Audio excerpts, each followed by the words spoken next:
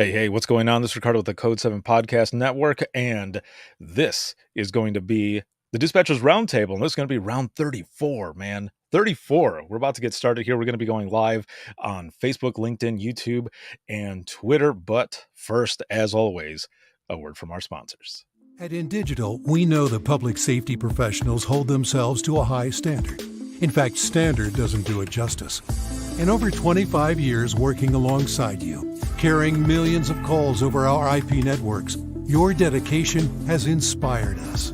That's why our ESI net goes beyond industry standards, not only I3 compliant, but designed to adapt to future development for a network you can count on when it matters most.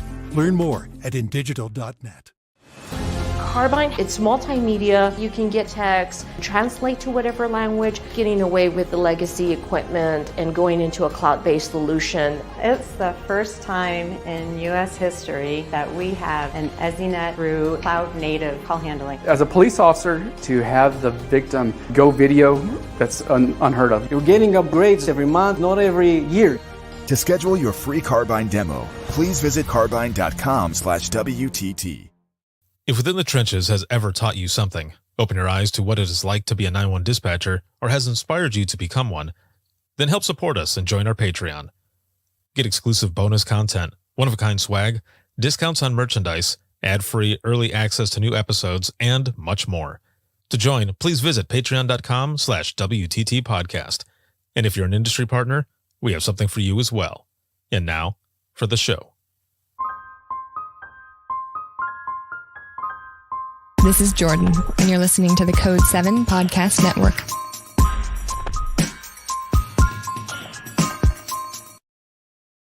Warning. This episode contains the 3 A's of podcasting: adult content, adult language, and awesomeness. You've been warned. All right, welcome back. Almost went into that open mic intro. I was just telling my guest that one of these days, when I get the moment, I'm going to create the intro for the Dispatchers Roundtable. I want to have like some boxing gloves come in and just like what was it? Was it Rocky 4? I think it's got gloves that end up hitting each other and they explode. Something to that effect. That's what I want to do. But thank you all for joining us. This is going to be round 34 of the Dispatchers Roundtable. This broadcast is sponsored by InDigital as well as Carbine, and this is going to be a Carbine exclusive DRT episode.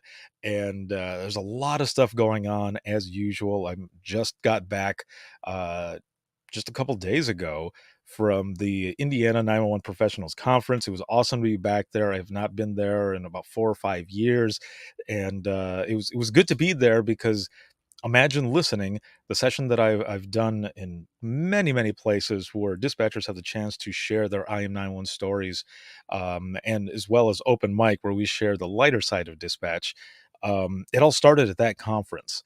And it's been amazing ever since. So be able to go back there. I was the opening keynote speaker. I got a pro wrestling introduction, which was the most amazing thing. And I'll be posting that up here soon. Excuse me, because it's something that you have to see. It was hilarious, but it was really good. And like I said, I did Imagine Listening there, and I also recorded an episode in the industry partner hall. So it was excellent to be back. Thank you all at the conference for having me be back. And I'm looking forward to this conversation, to this round 34. And we're going to jump right in. So I am going to pull up my guest, and my guest today is Drew Clark, and he is the one of the customer success managers with Carbine.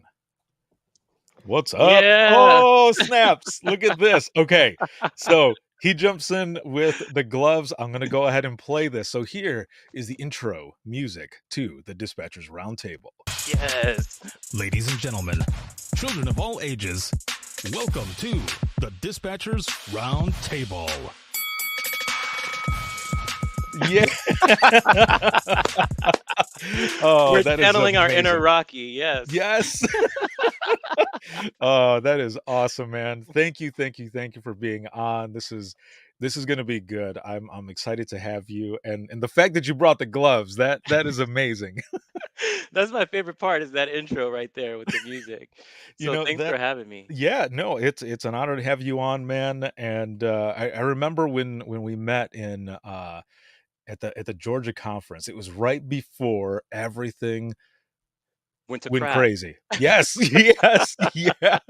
Yeah, man, everything went down and stuff, but I remember seeing you in a session after that, I was like, "I gotta get this guy on the podcast. Somehow, I gotta get him on," and boom, here we are. Yeah, it's crazy because you mentioned, Imagine Listening starting in Indiana. Mhm. And that's what I saw in Georgia, 2019 was Imagine Listening. I was there. And we're talking about Yeah. mental health today, so I just have to put Right. a shameless plug in for you. That was the first time I have ever seen dispatchers let go, you know? Yes.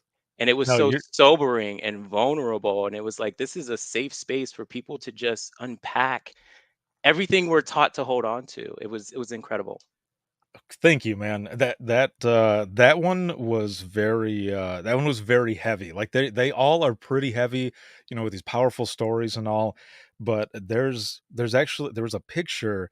There was a girl there who was sharing a story, and she was crying. And I remember walking up to her and I said, "Can I hug you?" And she's like, "Yes, please." And I gave her a hug. And someone had taken a picture, and I was looking at the picture, and I can see it in my head now. And I thought, wow, that was the powerful moment, but just everyone in there, so many people wanted to share stories, and it was just share after share after share, and then, of course, at the end of it, I end up saying, "So who wants to laugh?" And everyone's like, "Yes, yes, please."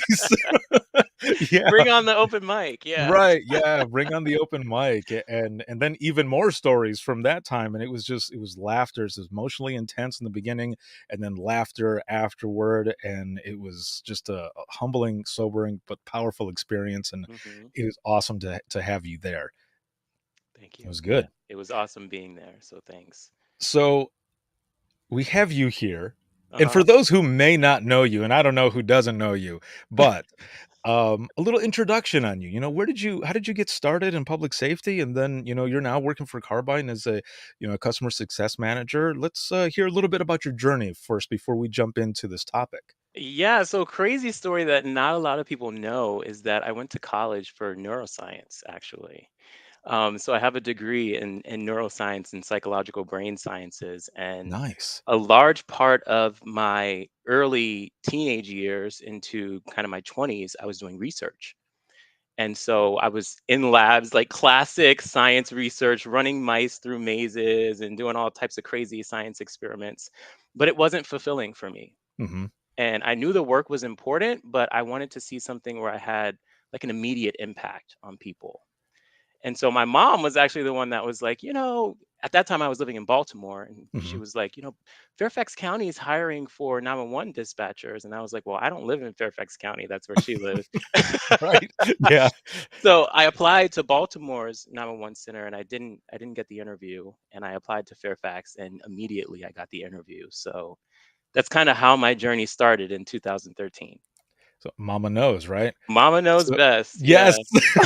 yes. That's interesting because when I first started out and, I was just visiting in Florida, and that visit turned into a longer time, and, my mom was wondering if I was gonna get a job. I was like, "Okay." And, so, I'm looking around too, but it was my mom who told me as well, like, "They're hiring at the local police department, hiring for dispatchers. Your cousin knows, the chief of police, or her husband knows the chief of police, and they were talking about it, and that's how I know." She goes, "You should apply." And I said, "I don't know anything about it." Same, right. But yeah, it's like I only know the stuff that I see on TV. And, Hmm. so but I ended up going, I got that interview. It took a couple months before I finally found out that I got the job, but I got the job, and I fell in love with it. Hmm. Yeah, same. It was like it's such a unique culture, our 911 centers, right? And we're such unique people.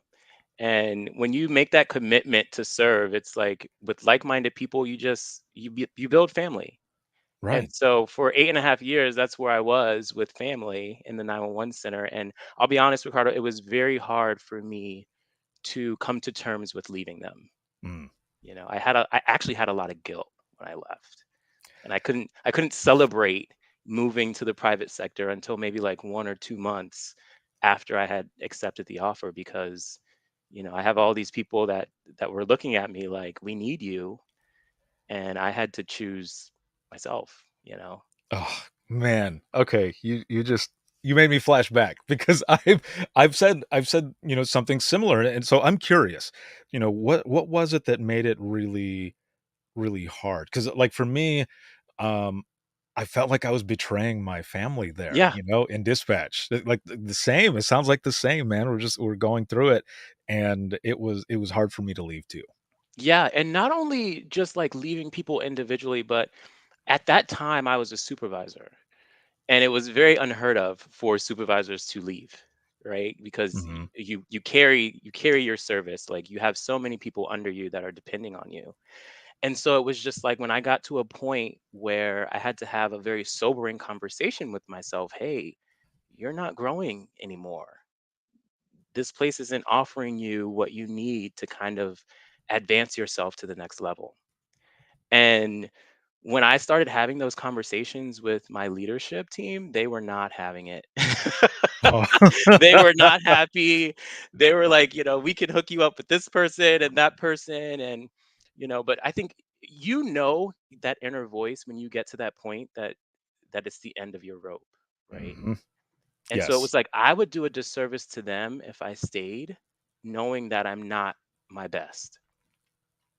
And so that was the catalyst for me leaving. It was like, I'm gonna go better myself. I'm gonna go be my best. And if I stay, I rob you of the opportunity of my best, and I'm robbing me of that opportunity. Exactly. Very well said. For me, it was something similar. I had to come to terms with, well, one, that I would be doing this for myself and my family, but also coming to terms with the fact that what I was going to be doing, whether it was the work that I was doing in the private sector of 911 with the company that I was going to, or the continuation of the podcast, that it was ultimately somehow going to help 911 as a whole. Like, that was the goal. That was the main goal, that I was not only going to continue to help those that I worked with, but the entire profession as a whole, or at least that was my hope. And that was what finally had me going out. But man, I swear, after like that first month or so, I thought, did I make the right choice? Uh-huh. Yeah. Yeah. What am I doing?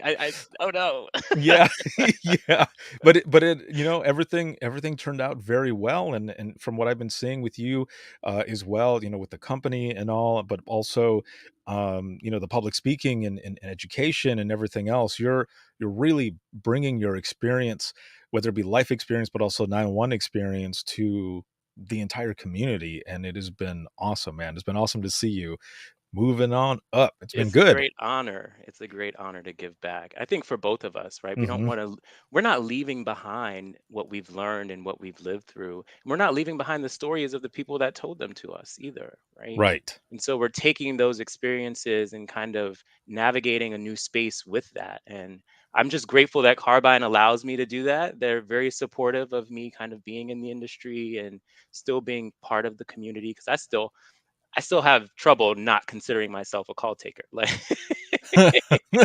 Same.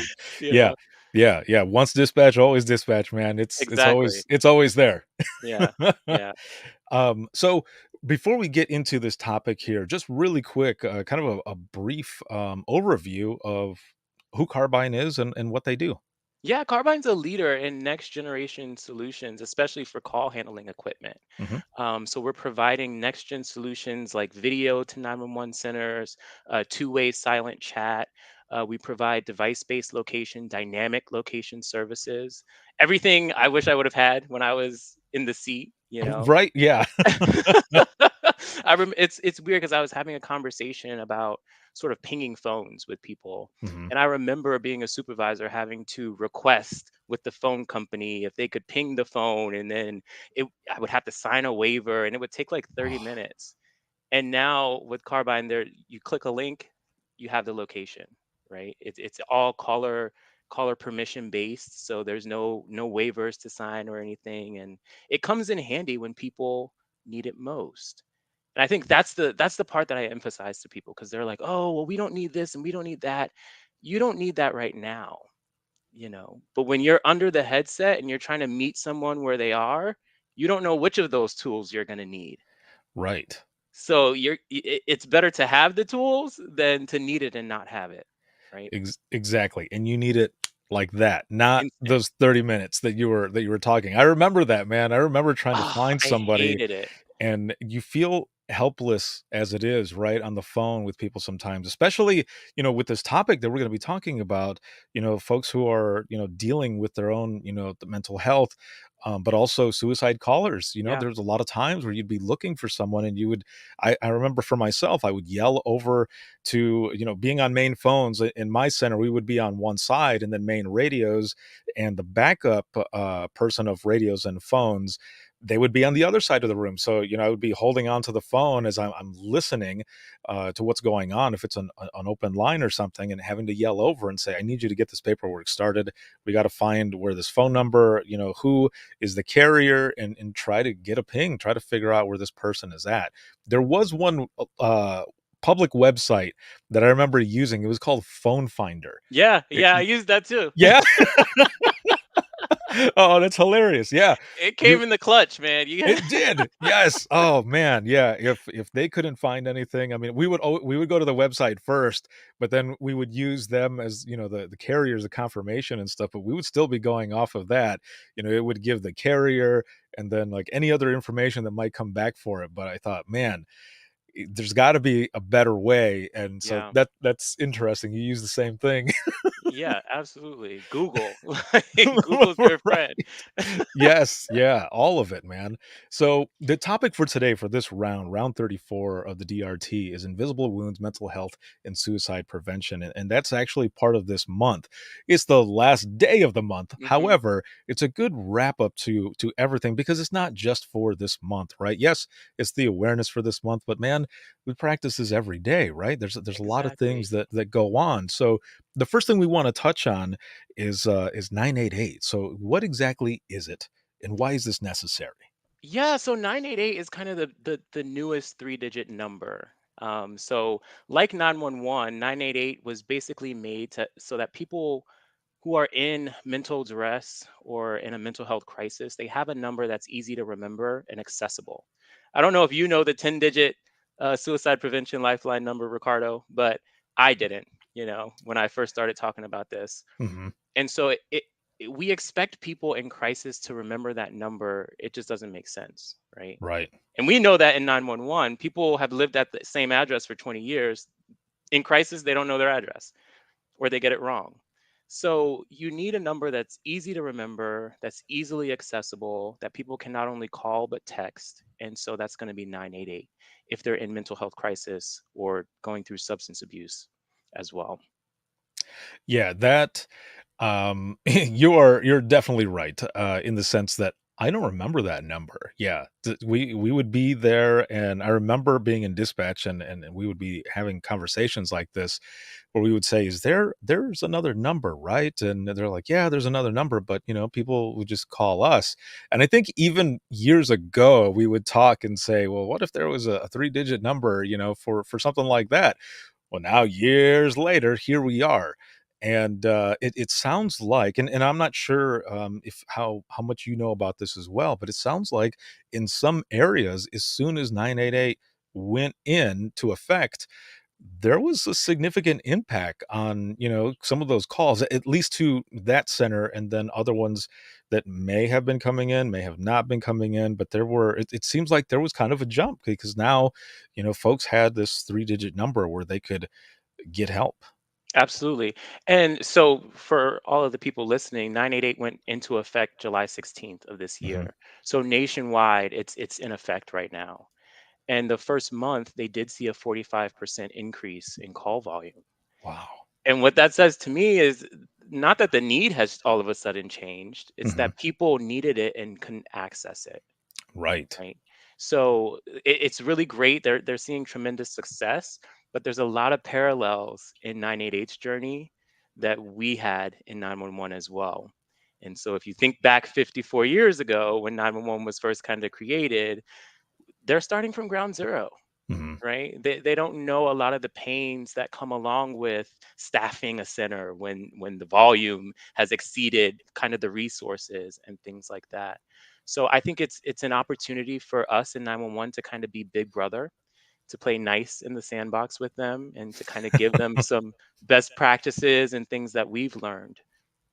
Yes, I agree with that as well, especially because some of the stuff that, as you're saying, that the parallel from the time that 911 started, well, there wasn't location, right? There wasn't location or anything. People needed to know where they were at, Yeah. and, also, kind of the ability to transfer, Yeah. that really wasn't there either until way later, and some of these issues are there with 988, but there are a lot of places that they've been working together. The centers have been working together to see how certain things are going to work. If, we're able to transfer or not able to transfer, how do we get a hold of you quickly so that we can get this person help if they need someone to actually be sent out there? Exactly. And it's very important for our centers to kind of set up those policies and procedures with our 988 centers as well. Kind of get that memorandum of understanding on who's going to be in charge of a call at what points, right? Hmm. And so it's definitely a learning curve for us, but it's absolutely needed. I mean, one person every 11 minutes is dying from suicide. So Oh. we don't have the luxury of just saying, we're not going to engage with 988, or this is 911's command and control. We're not going to transfer anything or spread the news. We don't Mhm. have that luxury.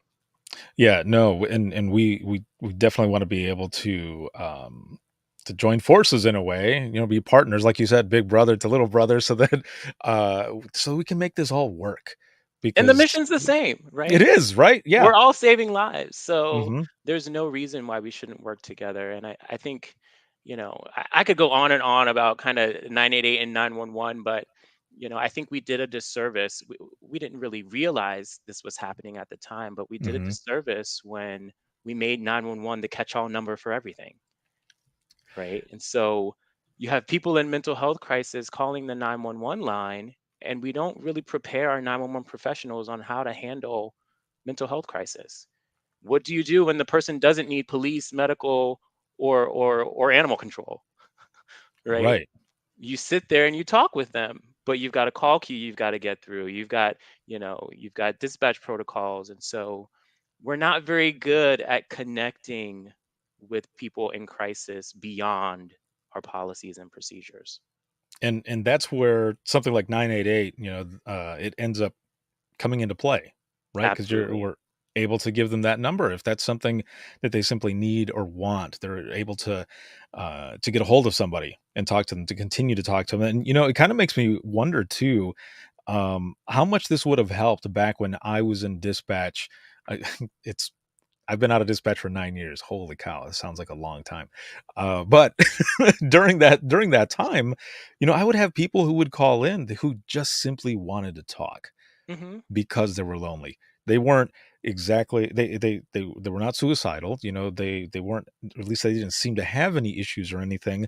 But what if, having 988, something like that, they would have been able to get a little further, maybe there were some signs that I missed, or maybe there was just something else that they needed, and something like this could have helped. I don't know. It could be anything really. Absolutely. And the difference is 988 is staffed by mental health clinicians Mm, or yes. therapists or counselors or even just civilians with lived mental health experience. So immediately there's kind of a divergence when someone calls 988 versus 911. And I think that's super important because 80% of the calls that 988 receives is handled just by Mhm. talking to someone, right? And when you think about that from like a mental health perspective, someone just needs someone to listen to them, Right. right? Someone just needs someone with time. Imagine listening, right, Ricardo? Yeah. Like, imagine that. Like Yep. 80% of the calls is handled over the phone. So I think it's really powerful to have that number. Mhm. I think it's gonna take some work to kind of publicize it and get people out of the habit of calling 911 for everything. But I tell 911 professionals all the time, we are always going to be the first responders, right? Exactly. We're always the gatekeepers. So we're just now having some more resources to kind of field people to. For sure. And for those who are watching and listening right now, if you have any comments or questions, please throw them into the comments there. We will get to them as we're going through this. But also, if you have any recent experience since July 16th with the launch of 988, please throw that in the comments as well. We would love to go over that. And what I want to share here really quick is this website. So it's 988lifeline.org, and there's information on there. Again, this is the last day of the month for the awareness. However, like I said, be aware of it all the time because it's there. And that's it's for Yes. people to use. So I'm looking at the website right now, and one of the things that is on here on the screen, like this logo that they have, there's a hashtag on there, and it says hashtag be the one to, and Hmm. it's be the one to help them connect, follow up, ask, keep them safe, and be there. And I really wish I would have come to this website earlier in the month, because I didn't realize the amount of materials, Oh yeah. logos, ribbons. Like, there's so much information on here that it's definitely one to check out, which is why I put it there in the comments as well. So make sure to check that out, And and if you're in there's the there's more comm center, information. they send that to you too. So Oh, excellent. There yeah, you if you go. want those PDFs Mhm. and flyers, they'll send it straight from the website to your center. Even better. So, with Mental Health Awareness Month, or this entire month that's with suicide prevention as well, what can others do? And as we said, not just for this month, but like all year. It's like, what are some of those things? There's so much to do, but I'm going to start with Hmm. changing our mindset around mental health. I've noticed that when I talk to people about mental health, the conversation immediately gravitates towards illness or disorders, right? And health is not the absence of illness. Mental health is not the absence of mental illness. It's a daily practice, like you just said, and it's a measurement really of how fulfilled you are physically, mentally, emotionally, and spiritually. So you have to put in practices that kind of recharge you and refill those different areas of your life. So when we talk about mental health, we have to talk about it from a holistic perspective Hmm. and realize that people are on a continuum and it's okay for it to ebb and flow. You're not just going to be there one day and then that's it. You're never struggling again. So that's always where I start is kind of how we think about mental health and what we name it to be. Hmm. And then I start to kind of unpack some of the myths about mental health, right? And I like that you read the 5 steps, because the first one is ask. Be the one to ask. And I think we don't do that enough. If we live in a culture, Ricardo, where people just say, "Hey, Ricardo, how are you?" And you, "Oh, I'm fine." Yes. It it's instinctive, right? To Right. kind of ask that and not even really sit there to listen to how they're really doing. And then on our end, we don't tell them how we're really doing, right? And so I think we need to start asking people questions from a place of curiosity and kind of sit with them in those emotions. I remember when I was a supervisor, I realized like people are not really telling me what's going on. Hmm. And I started to ask them like, "Hey, Ricardo, how are you? On a scale of 1 to 10, where are we at?" Right? I'm like at an 8 right now. Right. And then that gives you more to work with, right? Right. It's like, okay, not only are they actually thinking about where they are on 1 to 10, but if I ask them continually, I'll start to realize there's a baseline, you know. I Exactly. had one employee, he's always at a 3. Oh. And it's not because he's unwell, that's just his baseline. Yeah. He operates at a 3, right? But I know if he tells me he's at a 1, that's a big problem. So I think we need to start realizing that health is very personal for people. And we're not always at the same point in our health journey as each other. And so asking, how are you? What are you going through? Bring me into your world and then actually making space for that, that creates connection, right? That creates vulnerability, and that starts to feed people mentally. Yeah, the whole ask part, that is it's funny that, that we're having this conversation, but also that, that's the first part there. And the reason I say this is funny is because I recently mentioned this in a conversation with a couple of good friends of mine. We were talking about, the short staffing issue, Hmm. and it, we were talking about, well, I was telling them that I had recently seen a few different people in, some of the private dispatch groups just simply saying that they went in and spoke to their director or deputy director or whichever and just said, "I'm done. Like, after this shift, I'm done." And I realized how, sad and depressed that I've been, and I can't do it anymore. And what I had said to them was, "What if our folks just needed somebody to talk to, but they felt like they didn't have the chance, or that they couldn't because they felt weak?" I mean, that's how I felt when I was in dispatch in the beginning. Before I started talking and everything, I would bury those calls. I didn't wanna be the one for someone to say, "Oh, Ricardo can't hack it." Until I stopped caring about that and, well, cared about myself Hmm. and my own mental health and wellness, and started talking. That's where it was therapeutic. So during my speech the other day at the conference, that was one of the things that I brought up. What if people just needed someone to talk to? What if they just needed someone to ask? And not just ask if they're okay and then someone say, "Oh yeah, I'm fine," but ask right after that, "Are you really okay? Like, is there Hmm. is there anything else?" Because a lot of times people will say, "Okay, yeah, there is something," and either they'll say, "Let me go ahead and tell you," or "Let me process it first," or, "We'll talk later on," or something like that. But at least that's that first step, right? At Hmm. least you know that there is something going on, and you can go from there, right? Absolutely. Yeah, that's where it starts, and for some reason, that's the hardest to kind of get people to initiate. I think we feel like if we ask and they tell us, what do we do then, Mhm. right? And I'll be honest, when I became a supervisor, that was not something I was prepared for.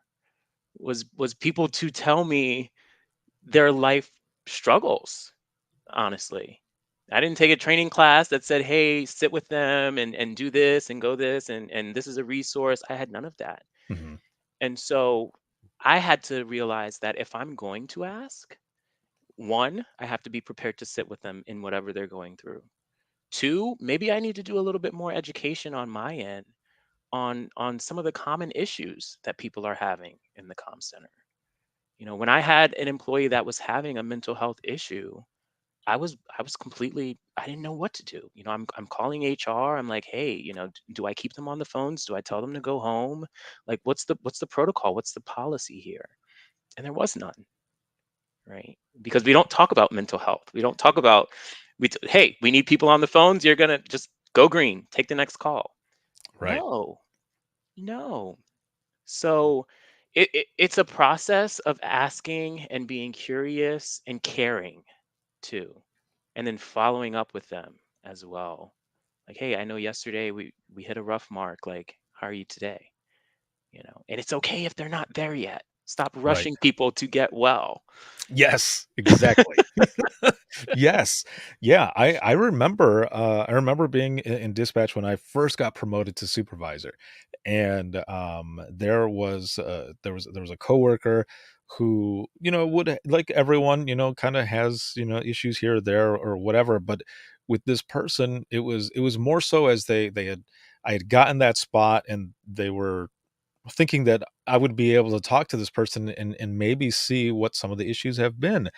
And there was something that ended up coming up. I had this person come into the office, and we were talking about a few different things, and really it just turned out that they needed someone to listen. And, Mhm. they started doing certain things, and I remember someone asking me, "How did you do that?" And I said, I listened to the person.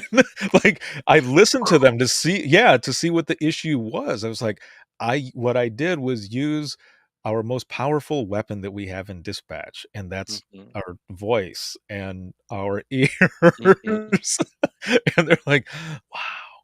it's not a hard thing, but I mean, I guess I don't know. Not everyone is the same, of course, but that was just it was one of the things, and everyone started to open up and talk, and here Doug says. Ricardo, you do the 1 to 10 with us. So for open mic, when I do open mic live every Thursday, before we get started into sharing some of the funny 911 stories that come in, I always check in with everyone because open mic has always been a part of Imagine Listening. But when I started doing open mic live as a live broadcast out on social media, it was during civil unrest. It was the pandemic. Civil unrest was going on. So much like heartache that was going on social media. And one Sunday night, I think it was at like 11:30, I couldn't sleep, and I just went live, and I said, I Mhm. want to see who wants to talk. If you want to talk, let's share some funny 911 stories. But I said, how are you doing on a scale of 1 to 10? One being crappy, I used a different word, of course, but and 10 being great. How are you? And the numbers were low, man, like any Mhm. number under a 5. I was saying, and I do this all the time now, any number under 5, well, let's see if we can get that number up. Even if it stays the same, hopefully you feel better by the end of this session, and it's something that we've continued to do for over 2 years now, and Yeah, it's been awesome. I love that. And you brought up a great point. I remember um, when George Floyd died, Mhm. right? And I was in the comm center, and people were, it was heavy, Right. and people didn't want to talk about it. People didn't know what to say. People were polarized around it, and I think one of the best things my center did was they said, okay, we're just going to have a talk session. If you want overtime, there's a 2-hour time slot where you can just come in to this one room, and we'll just talk it out, whatever your feelings are. And I mean, it was emotionally charged, of course, but imagine holding that in and dispatching, holding that in and call taking. Right. Right? Are you really bringing your best self to your service, knowing that you're going through so much that you can't even talk about? Probably not. And so just talking and listening does so much for people mentally. And I think we always think when we talk about mental health and caring for someone, we think we have to do these big, grandiose things. No. And it amazes me because we spend so much time. I did what, 3 months in classroom training, and then I did 3 months on the job training just to learn how to listen and talk to people, right? So I've got 6 months of training to do that over the phone. Now do it in person with each other. Right. Take those skills, active listening, reflecting back, emotion labeling, right? That's how you care for each other. It's the same thing. I feel you. I feel you, man. I knew this conversation was going to be good. This is good, but this is stuff that's important that people need to be talking about and everything, and a lot of people don't. As you're saying, we can use our own skills that we Yes. learn on each other, which is a good thing. That sounds bad, but I mean it's like payback. No, that's not what I mean. I just mean in a good way that we're able to talk because we are masters of communication. But Hmm. when it comes to communicating with each other, however, not so Yeah. much. It's Yeah. not always there, but we can be, and we can do that. And all it takes really is being human. Yep. Yep. Yeah. It's That's and really what it is. But we're taught to kind of build emotional walls. And that's the problem. yeah. Now, so you mentioned so there's ask, there's follow up. What's the next one? So we've got ask, we've got follow up, being there, Mhm. and keeping them safe. Yes. You know, if if you have a buddy of yours who's going through a drinking problem, don't invite them to the bar, right? Right. Yeah.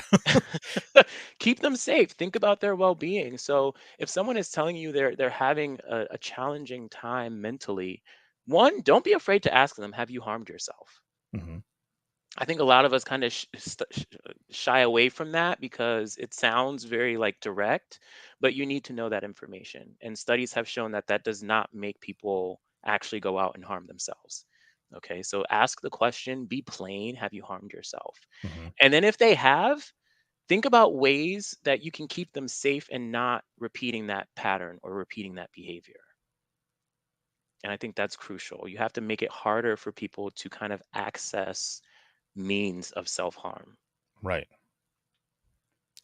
Man, there's there's so much to this, and I want to make sure that we get everything in here. But I also want to mention what's here in the comments as well. Doug goes on to say too is like, if you're a supervisor working the council, sometimes the only time you can truly talk to them is during their evaluations, unless you see something obvious with the employee, that is. And I was an on the line supervisor as well, and some of those, I would have to wait for an evaluation. But there were a couple of them where I would look at the other two coworkers and just be like, "You guys got this. You call us if you need us. We need to talk now.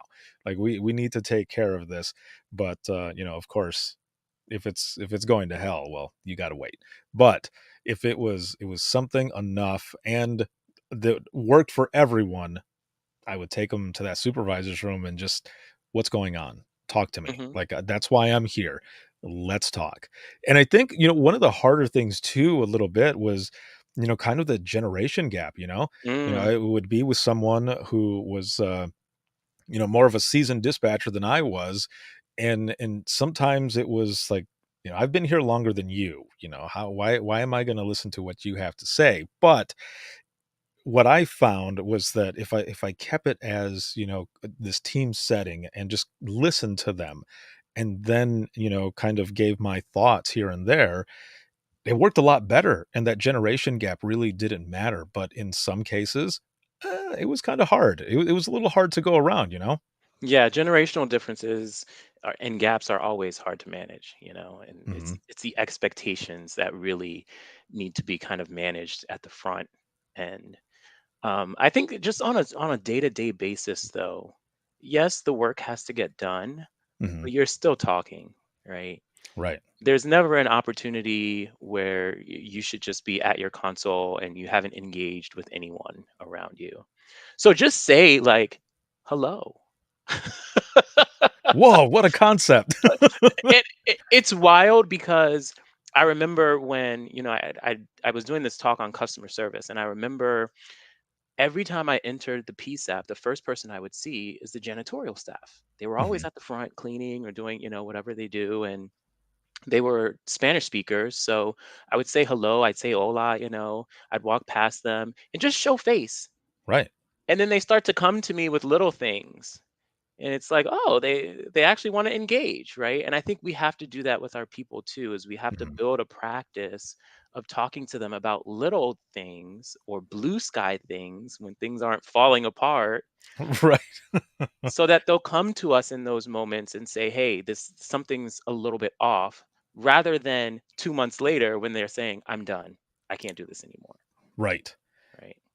Yeah, let's get to it before it gets to that point, because man, I swear, just those few days ago, or last week, I think it was, seeing a lot of those uh posts from folks who have, been in dispatch, whether it was, over 5 years, under, over 10, whatever it was, something was going on, and no one there was no one there for that person, and then they're just finally out, and they're completely done. And that sucks because, I mean, dispatch is hurting right now. There are places all over. I mean, there's a lot of places that have always been kind of short-staffed, right? 911 as a whole has always been pretty much short-staffed. However, now it's like it's critical, and we got to figure this out. Hmm. And it's care, Mhm. right? If you don't care for your people, they're not going to stay. Okay. So we can hire, we can go on these hiring campaigns and go to new Right. places we've never went and hire virtually and all this jazz, but what you're doing when they're in the house matters the most.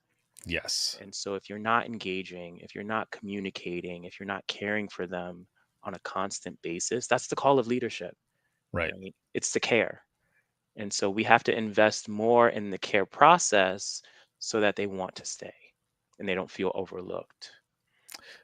Exactly. and also, the mindset of that this is a career also, and not a Hmm. stepping stone.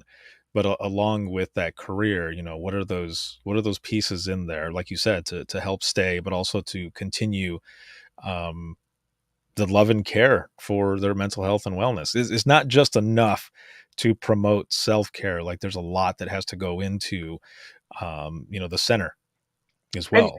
you know what? Some people are not, and I don't take this the wrong way, but some people are not strong enough for self care.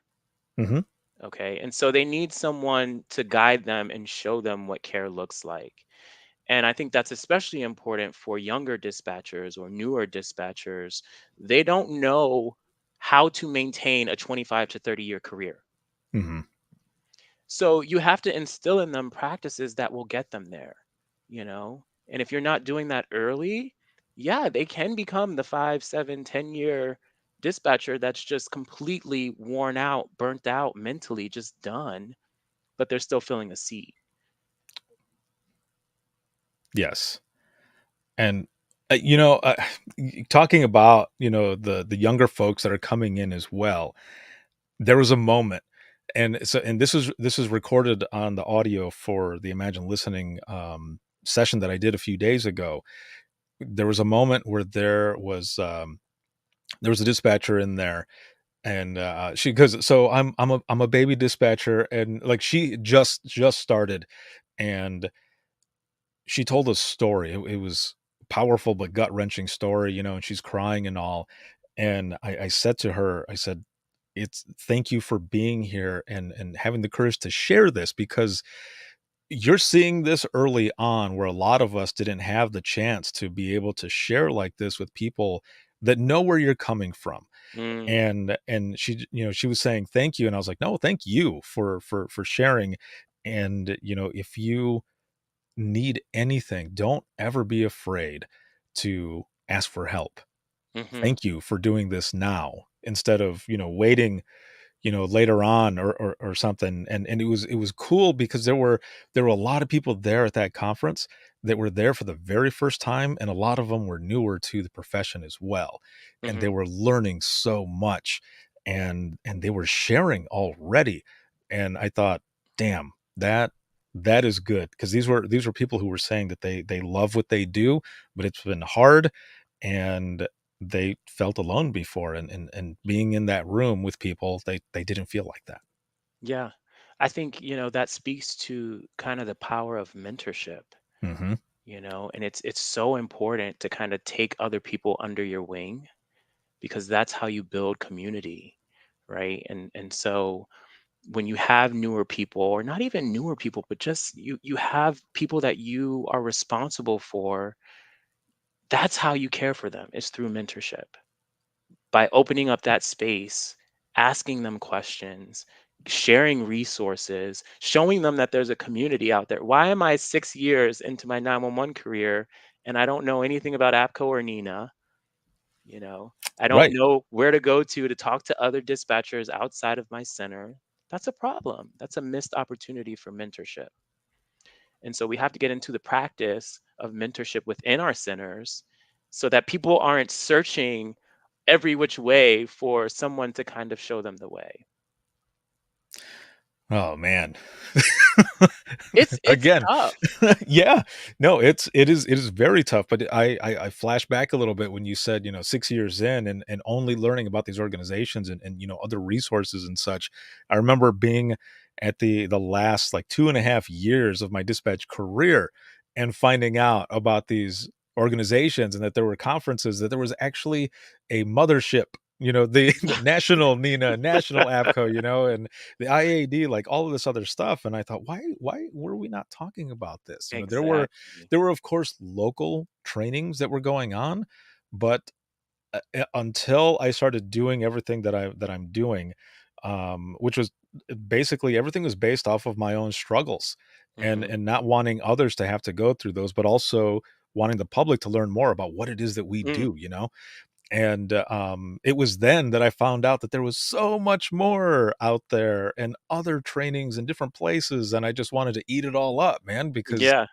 I'm finding it out, and meeting with people who are like-minded individuals, and it was very eye-opening. It is.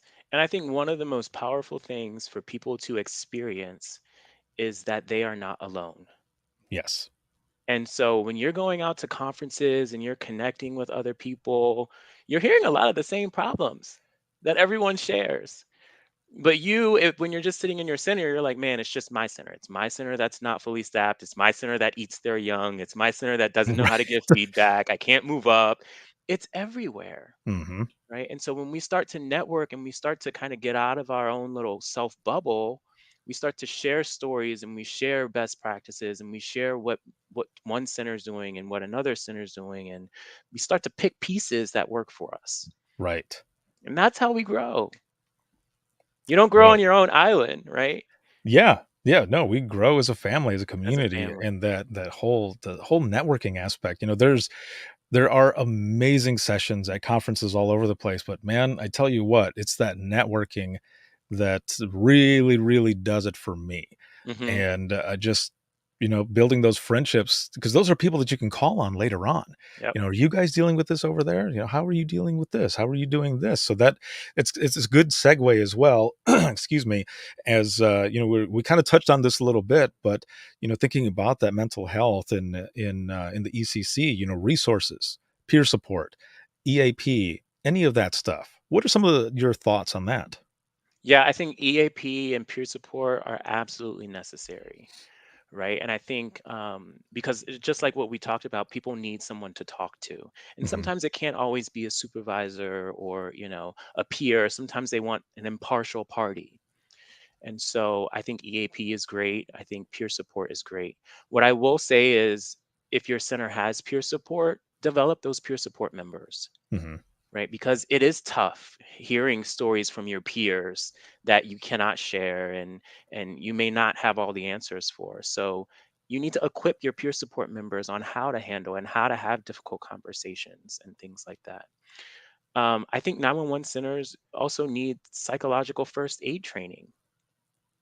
Why do we not have mental health first aid training? I don't know because, like I said, we're the gatekeepers. We're not only fielding mental health concerns of the community, but of each other.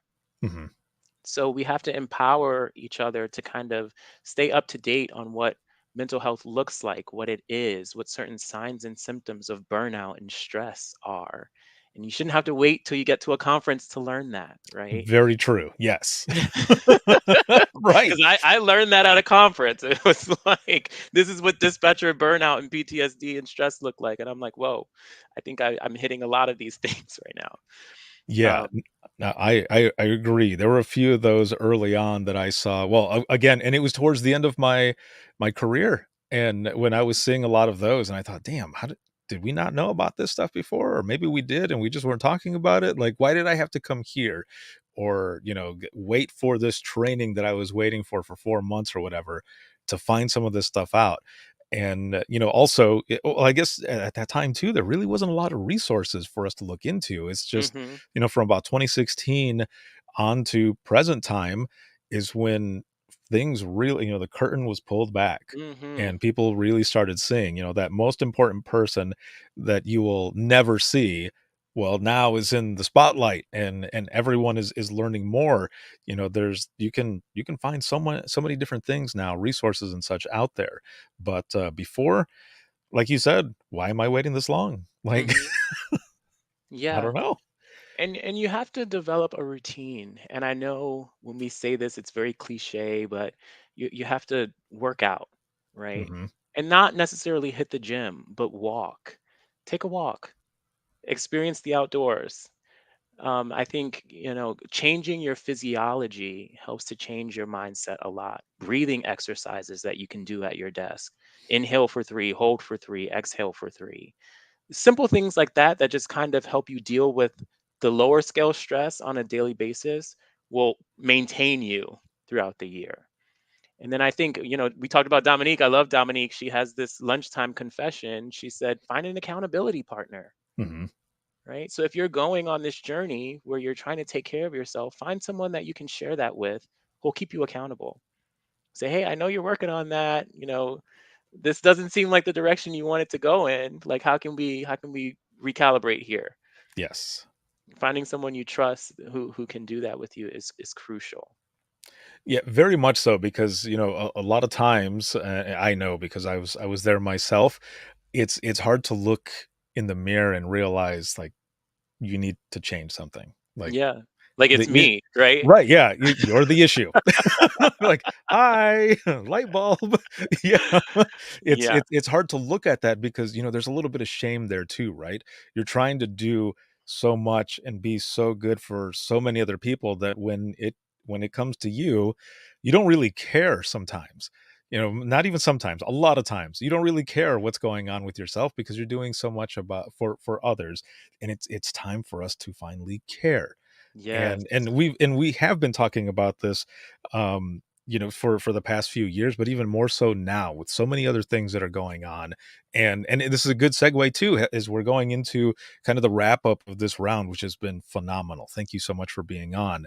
But this daily practice that we were talking about of mental health, and for this month, mental health and suicide prevention month and all, what are some of these things for daily practice? As you were talking, going for a walk, doing all these other things, but there were some things that I started doing about 2 years or so towards the end of my dispatch career, and that was one, yoga, and two, meditation. And those Mm, breathing techniques, mhm. man, I will talk on those all the time because I was practicing breathing techniques enough that I was able to do it while on the phone, and some of those hard calls that would really hit me hard, I mean, they hit me hard, but not as much because I was able to do those breathing techniques, and it would not only keep me calm, but also keeping the person on the phone calm because as we know, anyone, um, anytime your voice changes, even a little bit higher, the person on the other line is gonna hear it. They're Or gonna the check it. officers. Yeah. Yeah, or the officers on the radio, yeah, and they're gonna think, "Okay, something is going on," and there's ways to control that while keeping ourselves, good to go and calm. Absolutely. I think you're practicing for the big moment, right? And Mhm. that's what we teach you in dispatch. You have to do the basics so that when the big moment comes, you've got the basics covered.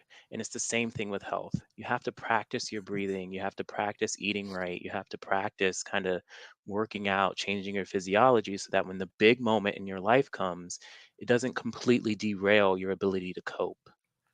And that's what resilience really is. It's your ability to cope. It's not being numb. It's not, nothing hurts me. It's just, okay, this is what's in front of me. How do I handle this?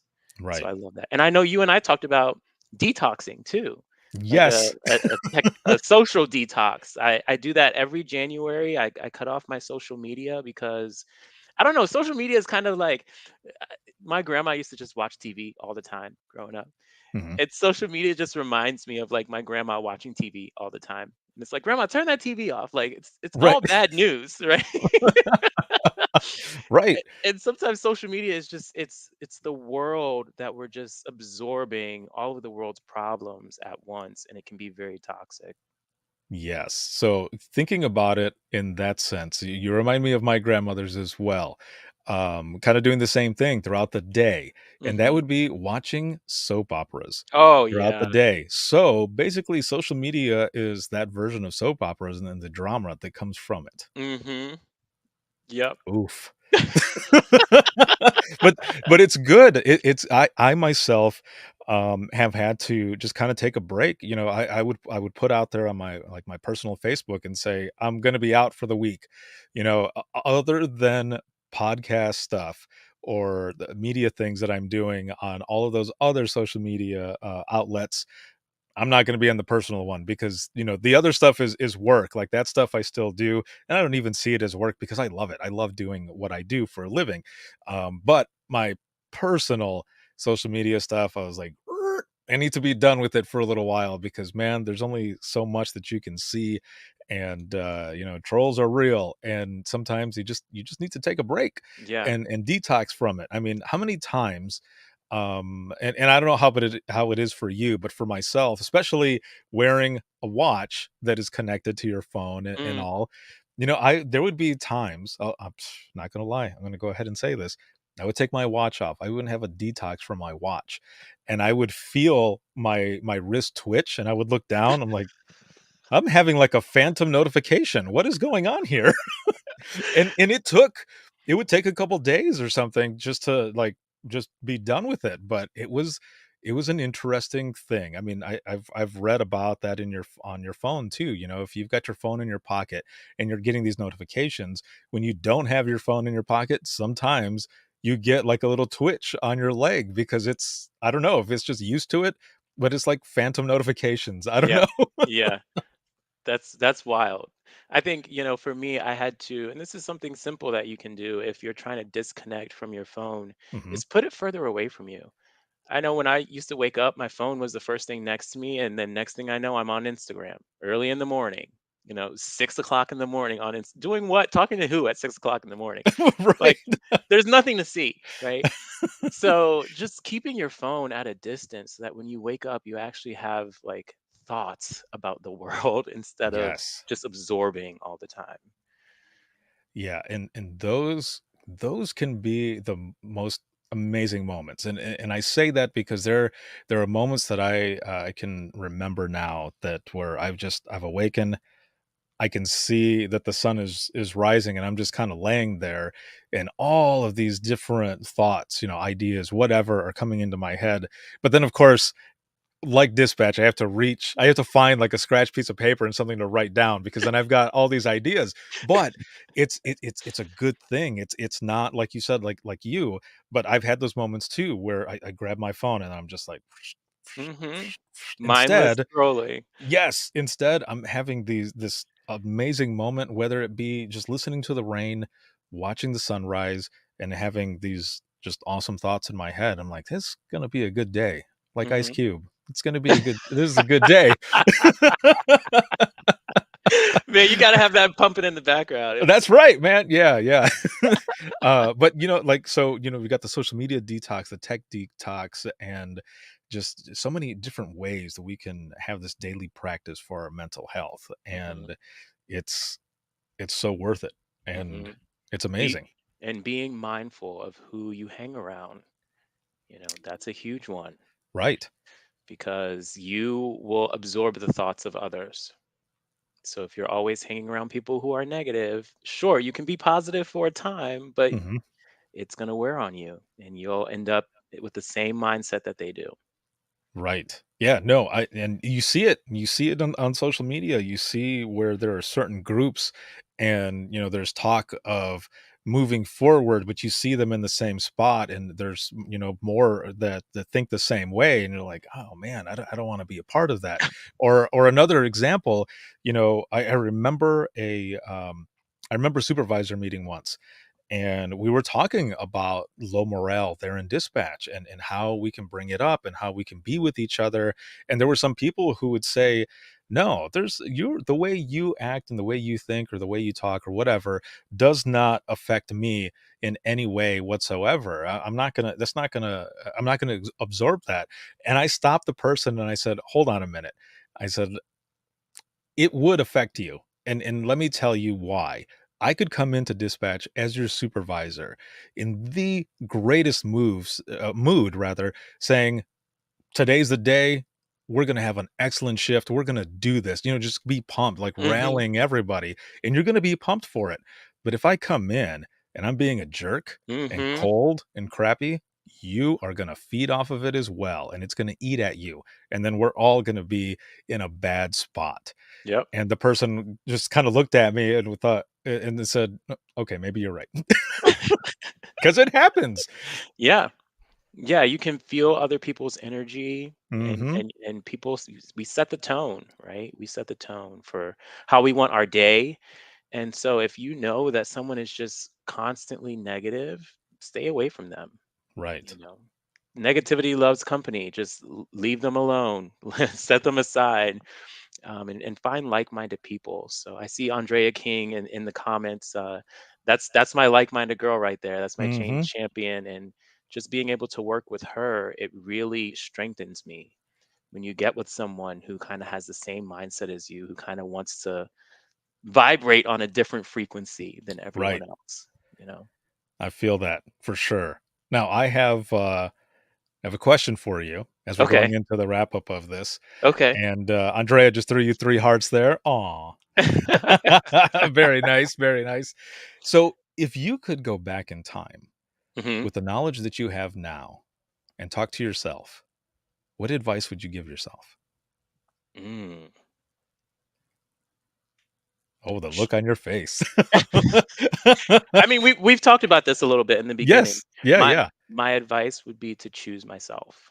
Mhm. I think it's I don't know what it is about being in public safety or being in a service industry. We tend to try to give from an empty cup, and you can't do that, right? You can't sacrifice yourself for the good of others. You have to pour into yourself. And so my advice to younger me would be choose yourself. You know, wherever you want to go, whatever you want to do, whoever you want to be, choose that route for you. Awesome. Yes. Thank you, man. Thank you so, so much. And Doug says that's a deep question. And it is. It definitely is. A lot of the episodes now that I have recorded with 911 professionals, that has basically been that last question. It was either, what are you grateful for out of your, dispatching career?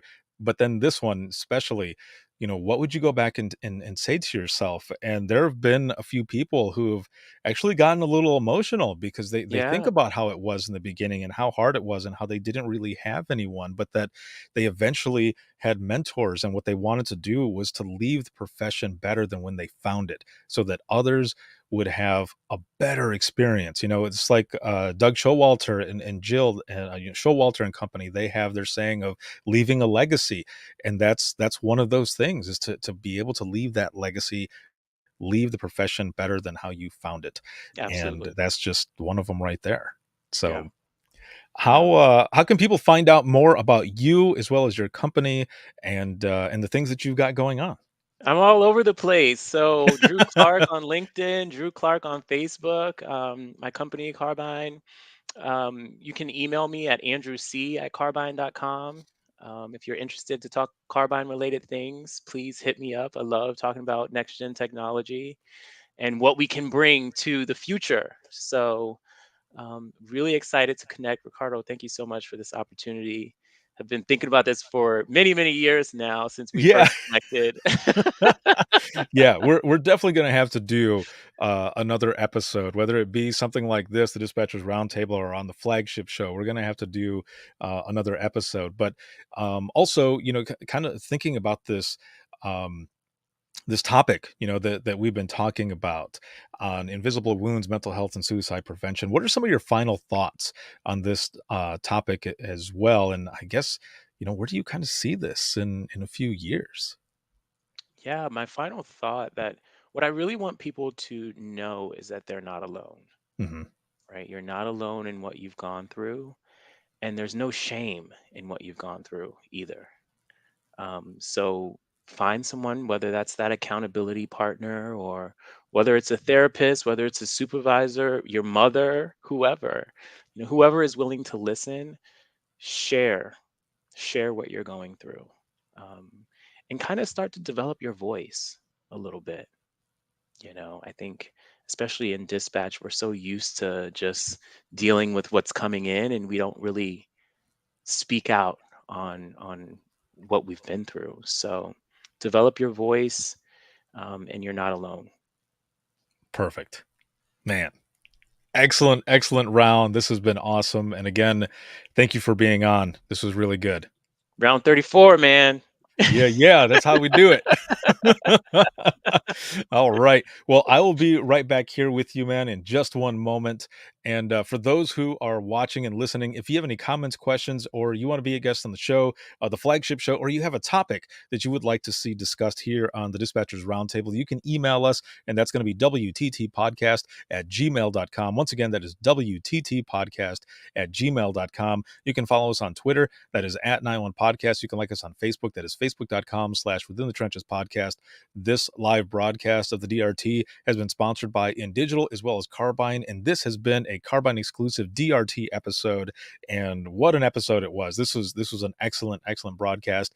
And also for patrons, if you want to be a patron and help support us, you can check us out, and that's going to be patreon.com/WTT podcast. There's a lot of bonus content, audio versions of the DRT, as well as open mic live, as well as the media partner spotlights go out there for audio.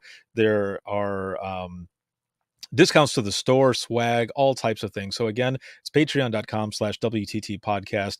This can be seen on Facebook, LinkedIn, YouTube, as well as Twitter. And as for the flagship show, you can listen 24/7 on Apple Podcasts, iHeartRadio, Spotify, your favorite podcasting app, and withinthetrenches.net. Have a good one, everyone. We'll see you in the next one.